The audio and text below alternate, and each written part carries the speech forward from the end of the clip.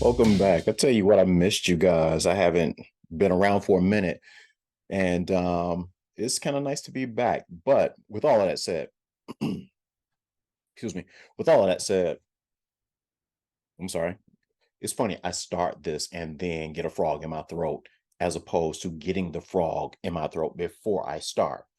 But anyway, yeah, like I said, I've been away for a minute, but trust me, it wasn't because of lack of content. And fortunately, it wasn't because of anything bad. I've just been busy. And yeah, anyway, yeah, I just been busy. But yeah, I've had tons of content. And that's the thing about podcasting, about dating.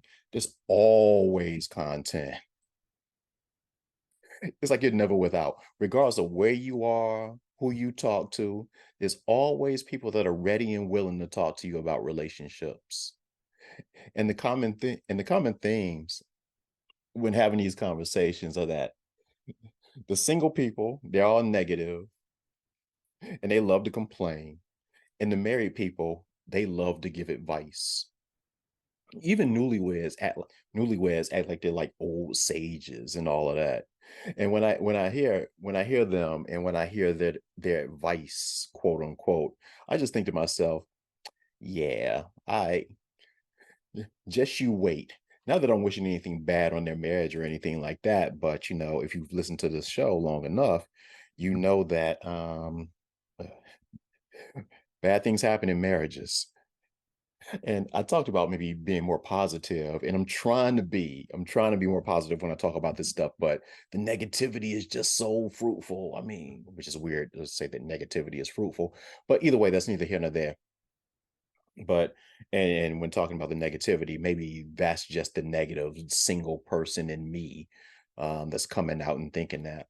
But anyway, one of the things that I've been hearing women say a lot lately, and let me be clear that I'm not talking about all women, definitely not.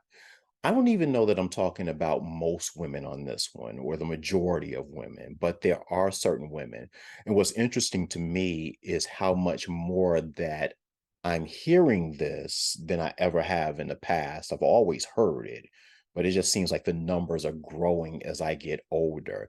And mind you, you're talking to someone who's been in the dating pool for decades.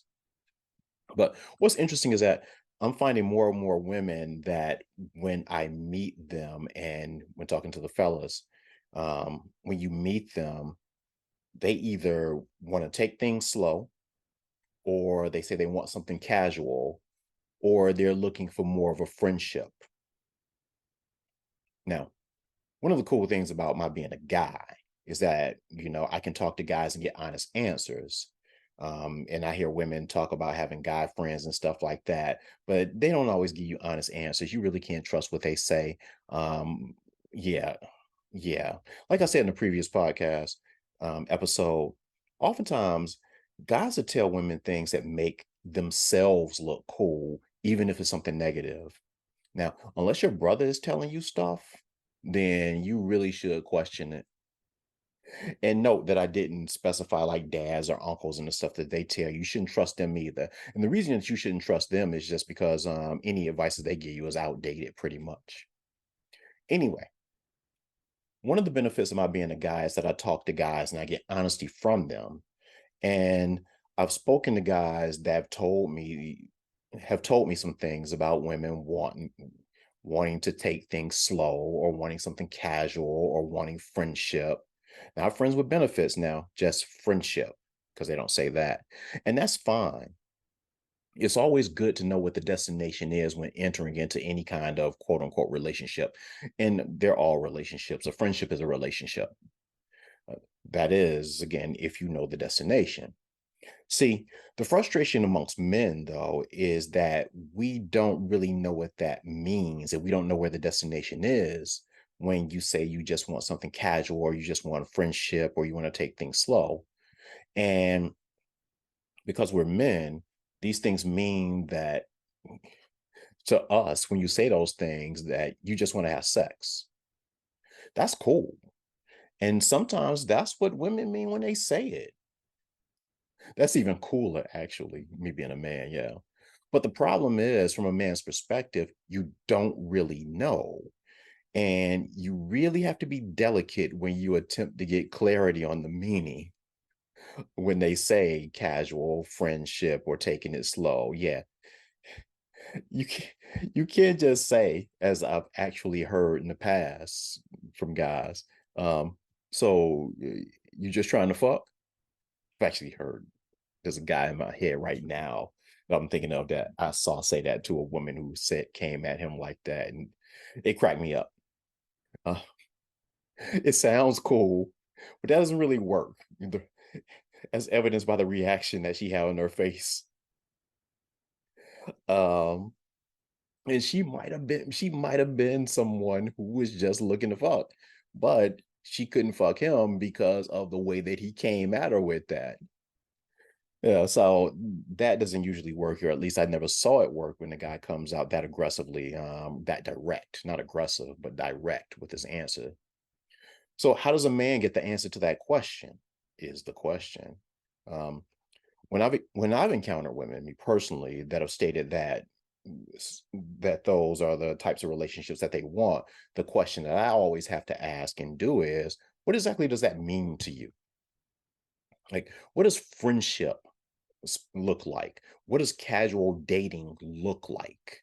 What does taking it slow look like? All of these air quote things. And I get a variety of answers that usually, or at least have never really gotten to the root of what I think the true answer is.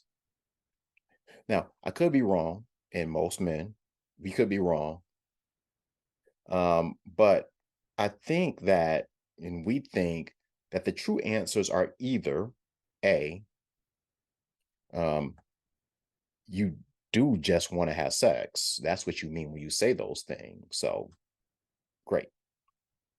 Like, or though, you either want to have sex or you want someone to court you without having to commit or do anything for that matter, to or for him unless you want to. But women don't usually say those things when I ask that question. And I guess I really can understand why they don't say either one of those things. When you first meet a guy, he could be a nut. Guys, we are known to be stupid, and sometimes that stupidity can manifest itself aggressively. So, yeah, when you first meet a guy, he could be a nut. And telling a man that you just want sex while you're trying to figure stuff out, it can bring out the nut. Pause. It can bring it can bring the nut out of him. I mean, if you tell a guy that you're just meeting, that can go several different ways. There's no telling. He could be excited and really go over the top. He can act stupid and be disrespectful about it. You just never really know that you're when you tell somebody that they can actually handle hearing that as directly when you first meet them without getting to know them and they ask that question. In short, if you tell the wrong guy that, that can be dangerous. So I get that. As for the desire to just be courted without obligation, if you tell a guy that, then you'll be labeled as a gold digger. Even if you're not looking for the guy to give you money. With that said, though, if your expectation is for a man to take you to dinner and all of that other stuff without any obligation, then it's still gold digging.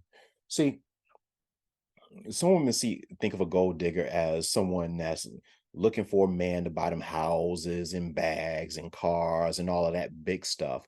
But again, if your expectations are to have a man spend any money on you without any obligation on your part, then you're a gold digger. You know, everything is transactional, and I'm going to talk about transactional love and relationships in a future podcast. But everything is transactional. So if you're expecting to get something from a guy without giving anything back, with the idea that maybe you'll give him some down the road, but you might not, then yeah, you'll fall into that category of a gold digger, at least in a man's mind. Now, women can disagree, but I'm just speaking from a man's perspective. And so I definitely get why a woman wouldn't tell a dude that either. Um, And because of the possible reactions to the way that a woman can genuinely be feeling, I have to admit that it's tough for you ladies that fall into that category.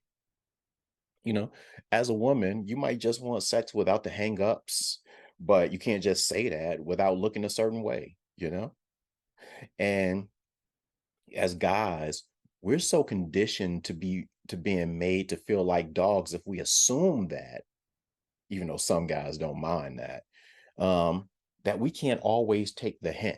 You know, some guys are really dense when it comes to taking hints, even if it's something like that, which we really want, you know.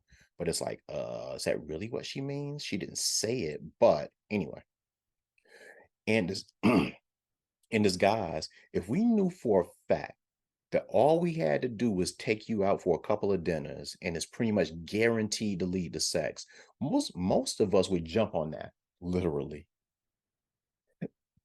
But the problem is that when we're spending the money, we don't really know where it's leading. Again, the destination, if it's leading anywhere at all. A guy, you know, a guy can act sane if he knows that he's going to have sex with no other responsibilities on his part. Now, with that said, crazy can only last for so long. So, ladies, be careful. And I'll admit that I've been wrong. In both ways. And what I mean by that is I've gone into relationships and everything's a relationship, but I've gone into relationships thinking that they were just going to be sexual, only to find out that they were thinking of something more substantial. And conversely, I've gone into relationships thinking of something more substantial, only to find out that the women were only thinking sexually. Either way, from my experience, when I made those wrong assumptions, there hasn't been a way to put the toothpaste back in the tube, at least for me. Like when a woman wanted just sex and I'm thinking of something more, but then I find out that she just wanted sex. I'm like, yo, no problem. Cool. We'll recalibrate. But they've already put me in this box as someone that they can't be with because I'm looking for love and won't settle for anything less. But here's the thing about me, and this applies to men in general. it, the best way is to compare it to cars, for example. Ideally in life, I would like a Porsche. Like I like Porsches. I want a Porsche. I'm not a really big car guy, but if I had to choose out of any car, it would probably be a Porsche. Now, with that said, if you offered me a BMW, a Mercedes, or even a Toyota, I'm not turning it down. But in those cases, the women were like, well, the dude wants a Porsche. I can't give him a Porsche. Then he must not want any car. It's a Porsche or nothing. And it's like, no, no, I'll take any car. I'll take any type of relationship that you're talking about. Well, not any type, but yeah, shoot. Hey, if that's all you want, hey, I can be your guy for that too. But as always, these things come down to effective articulation. Notice that I didn't say communication because that's so overused. It means nothing at this point. Everybody says communication, but for the most part, it just means talking and nobody listening. Effective articulation, though, is spelling out what you want in a way that the other person understands it. Effective articulation doesn't lead to communicate. I mean, it doesn't lead to confusion or the need for interpretation by the other person because it's clear. And even though you think you're clear, oftentimes when communicating, the other person doesn't see it that way. So you have to, before the conversation ends, you have to make sure that the other person is clear on what you meant. Effective articulation. So to the ladies, again, not all fit in this category that just wants sex. You need to effectively articulate it. Now, how do you do that? Well, you all need to figure that out. I just present the problem. I'll let you all figure it out. But with that said, there are some smooth ways to get it out. It reminds me of the movie Mo Money. I mean, not Mo Money. Shh. Mo Better Blues with Denzel Washington, Spike Lee, and all that stuff. And there was a scene with Denzel and Cinda Williams, and he was like, he said he wanted to have sex, and he said he wanted to bone, and she was like, that's so crass. That's all you got. That's so unoriginal. And then he started coming up with all of these other terms to call it, and that's where Mo Better makes it Mo Better. That's where Mo Better came from. It's basically sex. And so, in that same way that Denzel couldn't just be like, "Yo, I want to fuck," he had to come up with a smoother way to like articulate it. That's kind of, ladies, what you all need to do a better job of doing. Um, in some cases, um, for some of you that fall into that category, because sometimes, Anyway, yeah. But with that, and even with that said, there are guys that are just thinking about nothing but sex anyway, and have no problem spending money to take you out. But if you wind up not giving it up to these guys, be careful. They can get cranky as time passes. So yeah. So again, be careful. And to any women out there listening to this, if you just want to have sex with no attachments, hit hit me up. I promise that I'm great. I'm great at playing by the rules. Once the rules have been effectively articulated to me. Anyway, that's all I have to say about that. Let me end this the way I normally do. And since I've been away for so long, I'm sure you're not surprised that I have um, death and divorce to talk about. Usually it's one or the other. It's not always both, but you know how I like to end these episodes is with death and divorce, which is a negative way to end things. You usually like to end things on a high note, but whatever. I'm single. So anyway, Sinead O'Connor died. Sinead O'Connor was 56 years old. Sinead O'Connor's son killed himself last year, early 2022, I think January. He was 17. I just watched a documentary on her a few months ago. I know it was definitely this year that I watched it. It was either on Max or Netflix, or as I like to refer to it, Reggie's Netflix. And so she'd been through a lot, obviously. And as I record this, the cause of her death is not known. By the time you listen to it, maybe you will know what it is. But right now, as I'm recording, it isn't known. But many people think that she might have killed herself as well. Now, I often talk about the importance of staying in tune with both your mental and physical health. I spend more time on the physical health, but still the mental health is just as, if not more important, because if you're mentally messed up, man, you're not even thinking about your physical health.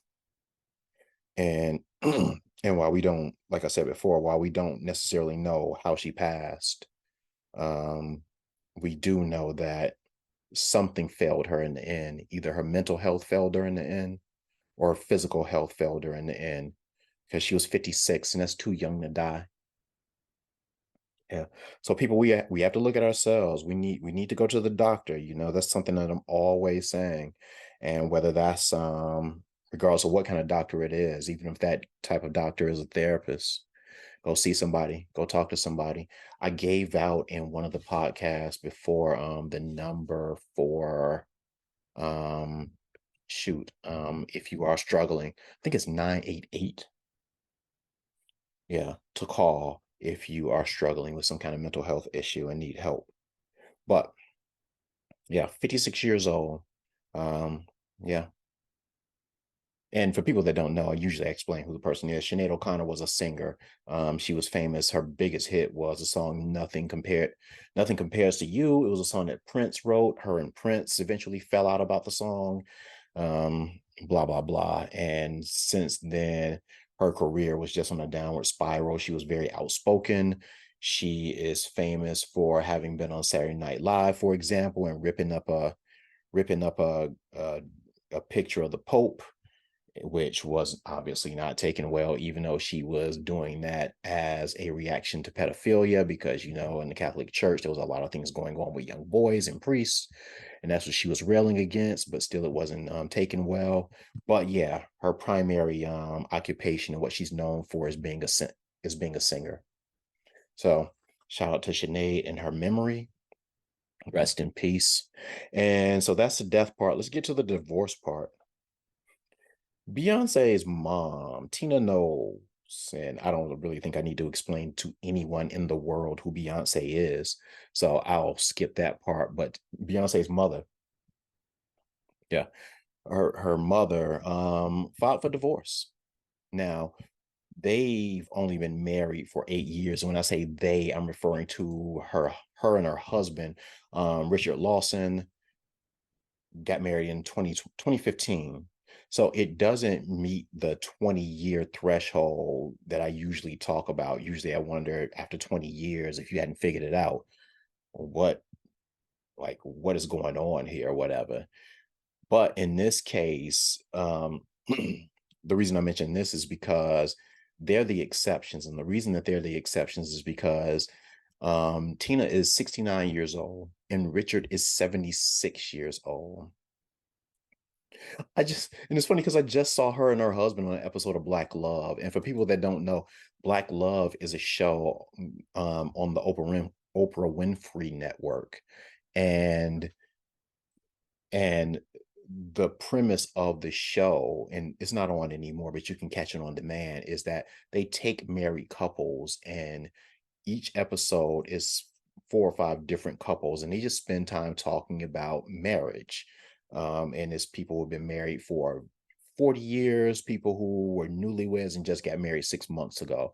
But they all talk about their experiences in being married, the highs and the lows of marriage. And they were just on that. So so watching them talk about that stuff, but I guess it goes back to what I said earlier about married people wanting to give advice. But with all that said, these old motherfuckers couldn't even figure out how to work things out at 69 and 76. Man, so you can't tell me they old asses that they old asses was out there cheating. You can't tell me that. So what differences of opinions at 69 and 76 were they having that they couldn't work out? I don't know, man. And at that age, you're gonna tell me that there are better options out here? Oh boy, I tell you what. Maybe I'll see Miss Tina on Match.com. I don't know. I guess the better option is being by yourself than being with somebody even at that age. But wow. Yeah. Yeah. And being by ourselves is probably the better option in a lot of these cases, because a lot more of us are settling in more and more to being by ourselves. But with that said, you just want to have sex anyway. Reggie, say something to the people, man. Oh, I'm sorry, I'm drinking. I forgot I'm still on camera. Anyway, Reggie, say something to the people. Nope. Reggie still didn't have anything to say. Shout out to Reggie though, you, because I actually visited him and hung out with him and his wife a couple weeks ago, and as always, it was a great time. But with all of that said, since he still is suffering from his social anxiety, I will just say, like I always say, bye.